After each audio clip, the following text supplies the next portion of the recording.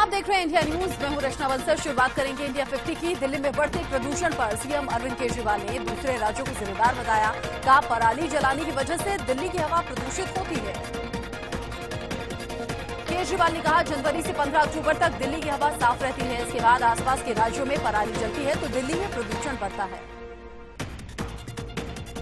Delhi NCR में प्रदूषण का स्तर लगातार बढ़ता हुआ दिख रहा है। आनंद विहार, अक्षरधाम और मयूर विहार में धुंध छाई है। दिल्ली की हवा आज भी बेहद खराब स्थिति में है। आनंद विहार, द्वारका, आरकेपुरम में एयर क्वालिटी इंडेक्स 400 के पार है। दिल्ली एनसीआर में प्रदूषण पर सुप्रीम कोर्ट में सुनवाई हुई। सीजेआई ने कहा सुनिश्चित करें शहर में कहीं भी स्मॉग न हो। सरकार के पास संसाधन की कमी नहीं है। दिल्ली के कई इलाकों में विजिबिलिटी लेवल बेहद कम रहा। लोगों को काफी परेशानी का सामना करना पड़ा। महाराष्ट्र सरकार ने दीपावली में पटाखे नहीं जलाए जाने की अपील की। कैबिनेट मीटिंग में पटाखे नहीं फोड़ने का प्रस्ताव रखा गया। हालांकि अब तक कोई फैसला नहीं हुआ। कोरोना पर दिल्ली के अरविंद केजरीवाल मुख्यमंत्री ने अपनी बात दोहराई है। कहा है कि दिल्ली में कोरोना की तीसरी लहर है। देश में 24 घंटे में 670 लोगों की मौत हुई। मौत का कुल आंकड़ा 1,24,000 के पार पहुंच चुका है। देश में पिछले 24 घंटे में कोरोना के 47,638 नए मरीज सामने आए हैं। देश में कोरोना से अब तक 84,11,724 केस सामने आ चुके हैं, जबकि 5,20,773 एक्टिव केस हैं। दिल्ली में कोरोना ने एक बार फिर से रफ्तार पकड़ ली है। पिछले 24 घंटे में 6,715 नए मरीज मिले हैं, जबकि 66 की मौत हो गई। दिल्ली में कोरोना के बढ़ते मामले के बीच में लोग बाजारों में जमकर खरीदारी करते हुए नजर आए। इस दौरान सोशल डिस्टेंसिंग का भी ख्याल नहीं रखा जा रहा। महाराष्ट्र में कोरोना के अब तक कुल 17,03,000 से ज्यादा केस सामने आ चुके हैं। 24 घंटे में 5,000 से ज्यादा नए मरीज बढ़े हैं। अमित शाह के बंगाल दौरे का आज दूसरा दिन है। शाह ने दक्षिणेश्वर मंदिर में मां काली की पूजा अर्चना की। अमित शाह ने कहा मां काली का आशीर्वाद लिया है। बंगाल महापुरुषों की भूमि रही है। अमित शाह ने ममता सरकार पर निशाना साधा। कहा बंगाल में तुष्टीकरण की राजनीति हो रही है। एकजुट होकर दायित्वों का निर्वाह करें। बंगाल में अमित शाह ने संगीतकार अजो चक्रवर्ती से मुलाकात की। बिहार चुनाव प्रचार का शोर थम चुका है। तीसरे और आखिरी चरण के लिए 7 नवंबर को वोटिंग होगी।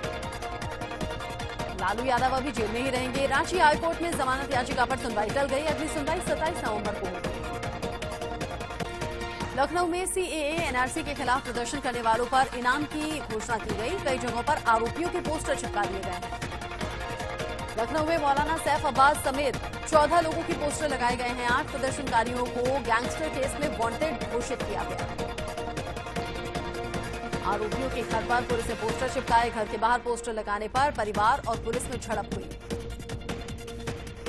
लखनऊ में 19 दिसंबर को नागरिकता कानून के विरोध में प्रदर्शन हुआ था। शादी के उद्देश्य से धन परिवर्तन का मामला सुप्रीम कोर्ट पहुंचा। हाईकोर्ट के फैसले को चुनौती दी गई। याचिकाकर्ता ने हाईकोर्ट के फैसले को गलत मिसाल बताया। सुप्रीम कोर्ट के फैसले पर रोक लगाने की मांग की। वकील अलदानिश रीन ने याचिका दायर की है। हाईकोर्ट ने केवल शादी के उद्देश्य से धर्म परिवर्तन को गलत कहा था। एलएसी पर तनातनी के बीच में आज भारत चीन के बीच में कोर कमांडर लेवल की बातचीत जारी है। 8वें दौर की बैठक शिशुल में हो रही है। सैन्य वार्ता में भारतीय प्रतिनिधिमंडल की अगुवाई लेफ्टिनेंट जनरल टीजीके मेनन कर रहे हैं। जनरल मेनन हाल ही में लेह की 14वीं कोर के कमांडर नियुक्त किए गए हैं।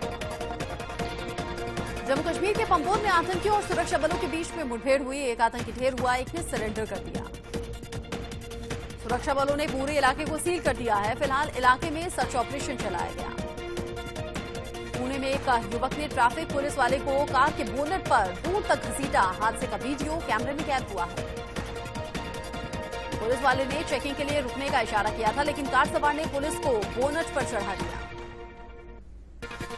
जयपुर में तेज रफ्तार का कहर दिखाई दिया। ऑडी कार ने बाइक सवार को जोरदार टक्कर मारी। हादसे में युवक की मौत। टक्कर की वजह से युवक पास के ही एक घर की छत पर जा गिरा। युवक कांस्टेबल भर्ती की परीक्षा देने जा रहा था। पुलिस ने कार चला रही 2 युवतियों को हिरासत में लिया है। जांच शुरू की गई है।